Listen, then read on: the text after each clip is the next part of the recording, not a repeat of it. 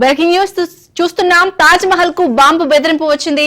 3 గంటలుగా bomb squad తనిఖీలు చేస్తుంది. కేరళ నుంచి బెదిరింపు ఈమెయిల్ వచ్చినట్టు గుర్తించారు. ఈమెయిల్ పై సైబర్ క్రైమ్ దర్యాప్తు చేస్తుంది. ఫైనల్ గా బాంబు లేదని అధికారులు నిర్ధారించారు. ఫేక్ మెయిల్ అంటూ వెల్లడించారు.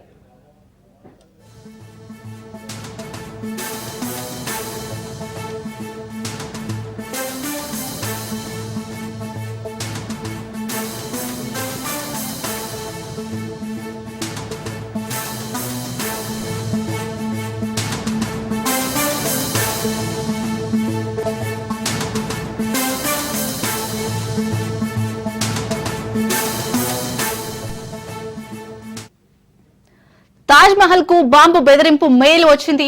3 గంటలుగా బాంబు స్క్వాడ్ తనిఖీలు చేస్తుంది. కేరళ నుంచి బెదిరింపు ఈమెయిల్ వచ్చినట్టు గుర్తించారు. ఈమెయిల్ పై సైబర్ క్రైమ్ దర్యాప్తు చేస్తుంది. ఫైనల్ గా బాంబు లేదని అధికారులు నిర్ధారించారు. ఫేక్ మెయిల్ అంటూ వెల్లడించారు. ఇక దీనిపై పూర్తి డీటెయిల్స్ మా ప్రతినిధి రత్నకుమార్ అందిస్తారు. రత్నకుమార్, ప్రతిత చారిత్రక కట్టడం నిరంతరం పర్యాటకులతో ఎక్కిరిసిపోయినటువంటి తాజ్ మహల్ కు బాంబు బెదిరింపు కలకలం చెలరేగింది.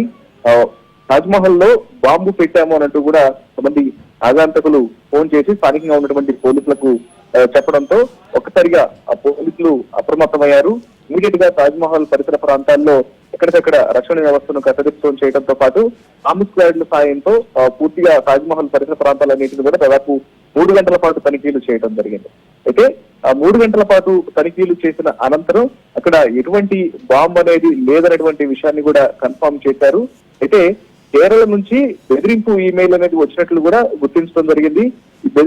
ఈమెయిల్ ను ఈమెయిల్ కి సంబంధించి అసలు ఈమెయిల్ అనేది ఎక్కడి నుంచి వచ్చింది అనే దాని మీద ప్రస్తుతం స్థానిక సైబర్ క్రైమ్ పోలీసులు ఆరా తీస్తూ ఉన్నారు. మొత్తానికి ఆ తాజ్ మహల్ కు బాంబు బెదిరింపుకు సంబంధించినటువంటి ఈమెయిల్ ఏదైతే రావడంతో ఒక్కసారిగా అక్కడ ఉన్నటువంటి పర్యాటకులు కొంత ఆందోళనకు గురైనటువంటి పరిస్థితి ఉంది.